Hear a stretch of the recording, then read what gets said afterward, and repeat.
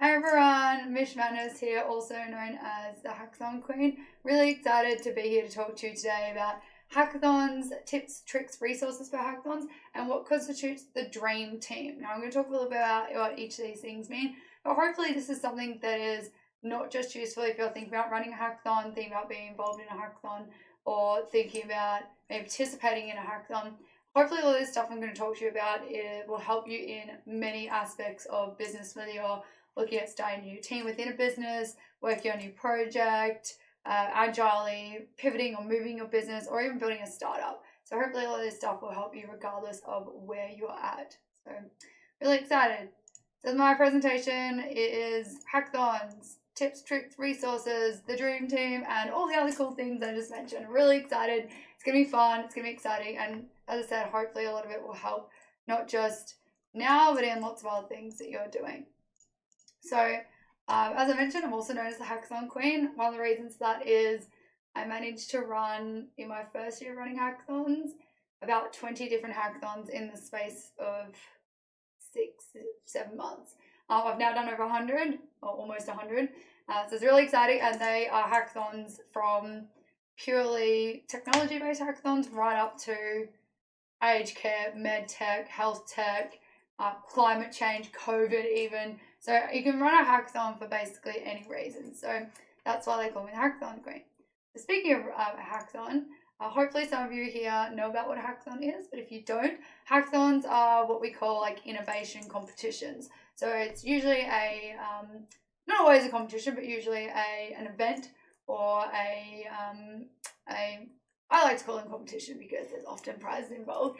But yeah, an event or a competition where you get a whole bunch of people in a room together, you pose to them a problem or a challenge. It might be very specific, it might be really broad, and then the people in the room form teams and come up with solutions and ideas to those problems or challenges. Now, when I say you can pose like a problem or a challenge theme, you could pose a very specific problem like, how do we keep people more connected during COVID? That might be like, that's quite specific in terms of the challenge space that you want to talk about. Other ones might be a little bit more broad, like the theme is climate change, and then you have to kind of come up with the problem statement or the challenge that you're going for, and then come up with the idea or solution for that. Now, the reason we like hackathons for this kind of format is they're quite usually relatively short. So you can do them, the shortest hackathon I've run is 5 hours. You can also do really long ones up to like 6, 7, 8 weeks long. Most of the ones that I run, however, are like a 2-day thing. So either 2 days during the week or often a weekend one as well. If you're trying to get participants outside of an organization, so if you're looking at running like a more of a community style one, weekends are really great because you get other people involved. If you're looking at running one within the workplace or more like corporate focused one, doing them during the week is really good. The reason we love hackathons is because it's often about teamwork. Sure, there's like the exception. There might be a hackathon that's very technology based, very specific. Solve this one piece of code. Might be a single person, but majority speaking, hackathons are done in teams. And the reason for this is that teamwork and collaboration is something that's super, super key to solving any kind of problem. We'll talk about that in a little bit, but before we go into it, I want to jump into like the hackathons and the coding thing, because some people say, oh, I thought a hackathon was all about coding, or I thought a hackathon was like breaking into stuff. Now, the word hackathon actually does come from, the traditional hacking, because when you traditionally hack something, you break into something, break it into its component parts and change it from the inside. So if you're breaking into, say, a security protocol, you're getting into a firewall or behind something, you're changing it from the inside to give yourself access or change the way something moves. So when we talk about hacking a problem or hacking a solution, we're looking at a problem and we're breaking it down into its component parts. We're understanding how we want to change it, and then we build a solution or an idea to actually change that problem. So that's where the idea of hackathon comes from. It is also a term that means agilely thinking and like going around the problem to try and solve something. So even though they traditionally come from like a coding background, hackathons aren't all about code. A lot of the ones that we talk about and a lot of hackathons out there at the moment are very technology, not specific, but there's a focus on technology because most of the solutions built today have a technological focus or a technological implementation, because technology, we are just so surrounded by technology. So nearly every single business right now is a tech business. Technology underpins everything we do. So even though the hackathon and the idea might not be all about the tech or the coding, there's still an element of that there. So that's why we still keep the name hackathons. But yes, it's very much about solving problems as opposed to breaking stuff.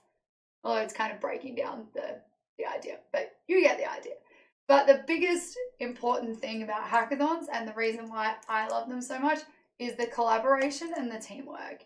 So a hackathon these days is, you basically can't run without collaboration or teamwork. As I said, there's some exceptions where we might do individual ones, but most of the time they are about teamwork.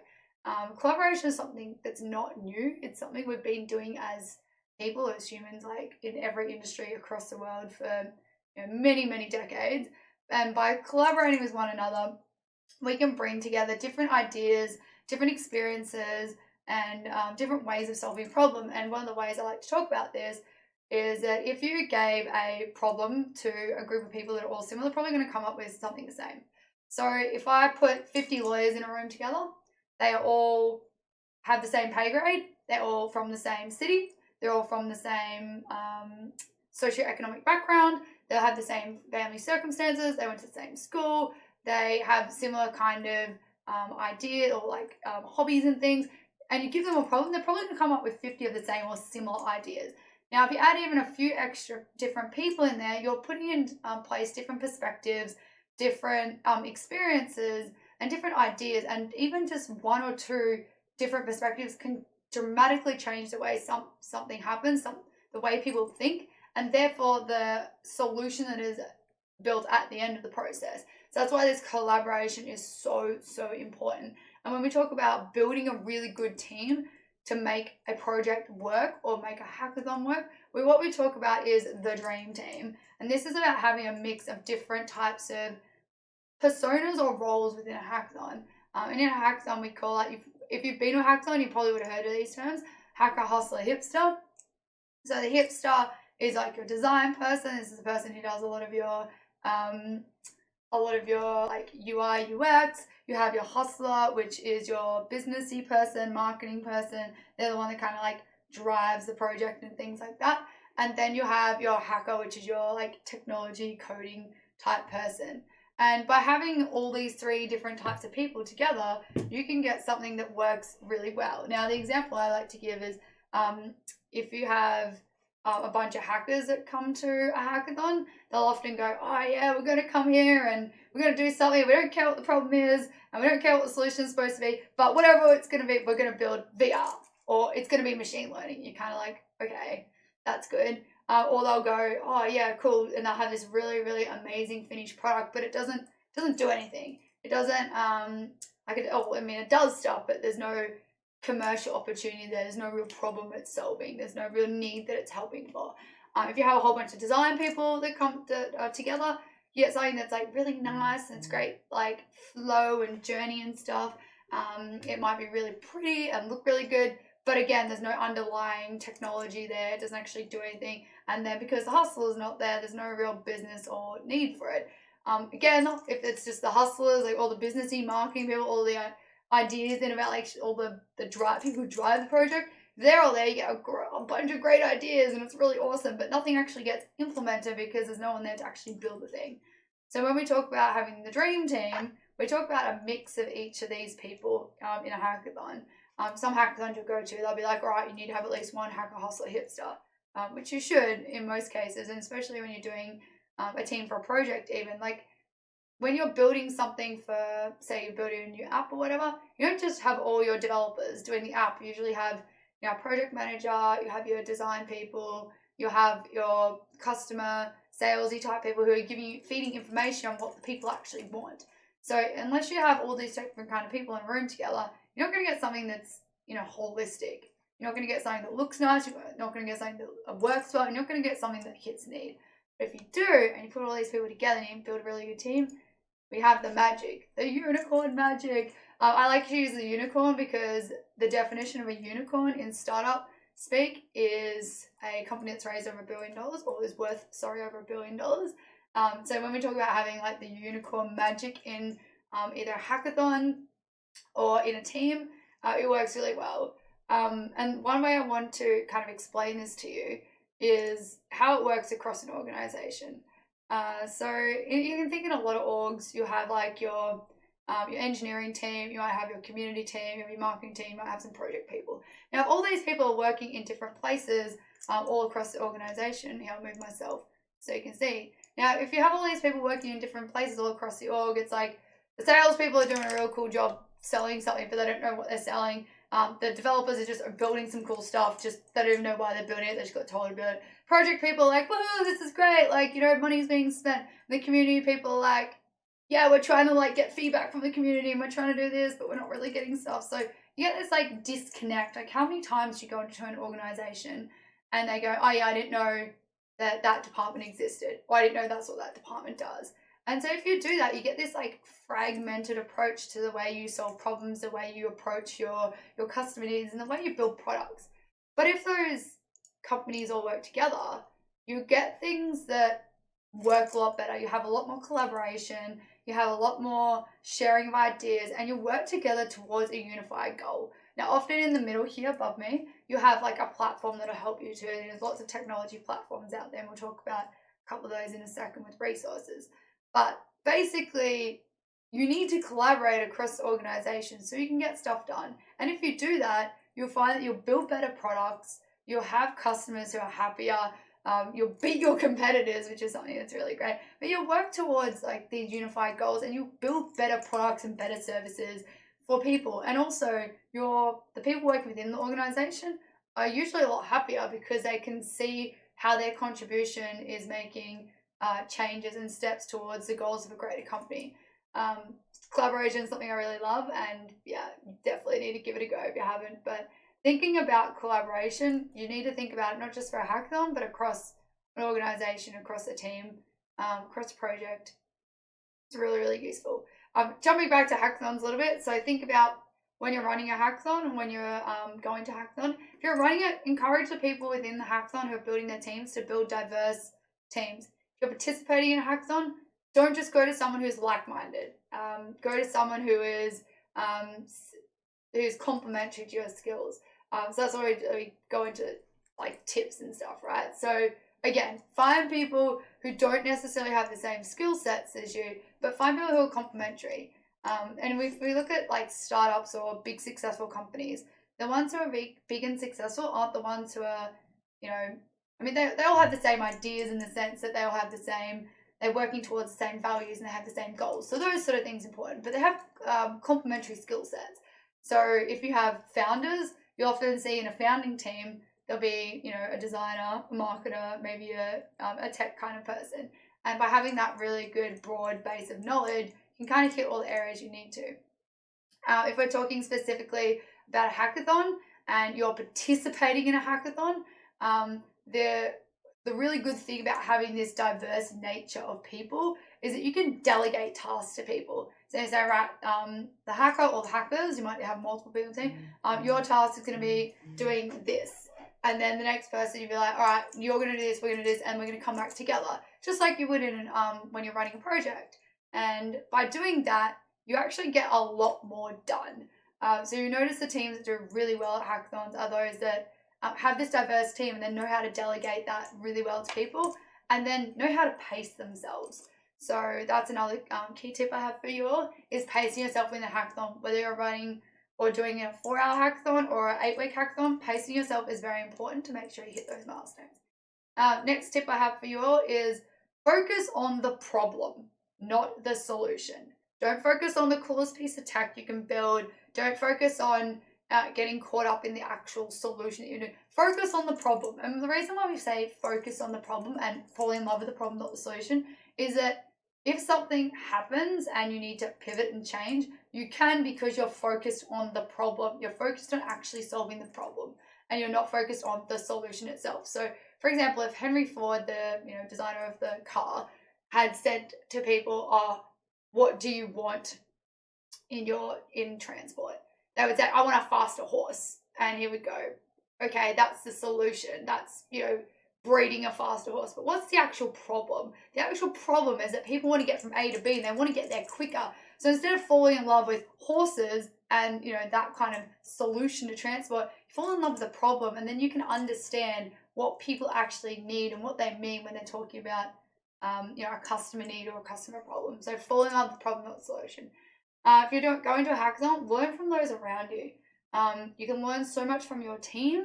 You can learn so much from the people around you in the hackathon. So often, like, I'll get people who come to a hackathon, they'll say, hey, Mish, I learned more in that 2-day hackathon than I did in my last 3 years of my IT degree at university. So learn from the people around you. That doesn't just go for a hackathon as well. If you're in an organization, learn from those around you. You'll be surprised at the amount of people in an org or in a project or in a startup who have so much knowledge that you can share, that you can collaborate together, and that you can learn from one another. And I think that's really, really important. A lot of people think that, you know, you've got to go do another degree, or you've got to go do an online course, or you've got to go do this or that. Learn from those around you. Learn from the people in your team. Learn from the people outside your team, and learn from the people in, like, broader as well. So if it's a hackathon specifically, learn from the people that are in your immediate hackathon team. That is key. Next, learn from the people who are in other teams. You'll often find at hackathons there are people who are just really, really good at helping out other people. They'll be able to do their own project and help everyone else out as well. Again, that's the key to collaboration, is collaborating across teams as well, not just within a team. And then the third, when you're in a hackathon, don't just learn from the participants, learn from the mentors. You know, every hackathon that is run or that is organized will have a list of, or a group of mentors, professionals, or just people who are experts in their field. Go and learn from them. It's really, really important to learn from those around you. Now, if we're talking about an organization, again, learn from people in your immediate team, learn from people outside your team, but within in the organization, and then learn from your partner organizations as well. So that's a really good way of, like, collaborating across. You know, a lot of people think that, you know, there's competition all the time, which there is, and there's competition across teams all the time, whether you're in a hackathon or not. There's competitions across teams within an organization. There's also competition across orgs. There's also collaboration there as well. So know when to collaborate and know when to, like, kind of compete with them. I think that's really, really key when you're thinking about how to learn and how to build better products, is collaboration.